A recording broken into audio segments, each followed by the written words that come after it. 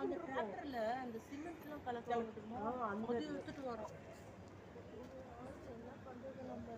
அவன் எங்க வீட்டுல போயிட்டு அவனுடைய டிராக்டர் சாவி எடுத்துட்டாங்க, வெடிச்சவனா எடுத்துட்டாங்க.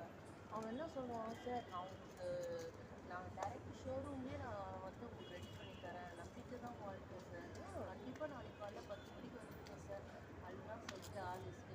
அப்படித்தான் அவங்க இவ்வளோ வாட்டி சொல்கிறானே, என்ன ஒரு தடவை ஆசை பின்னாடி நிற்கிற மாதிரி நிற்கும்போது ட்ரோம்பெட்டுக்கு நிற்கும் வந்து நான் இப்படி ஜாஸ்தி ஆகுறேன், நம்ம இறங்குறதுக்குள்ள ஓடிடுவாங்க.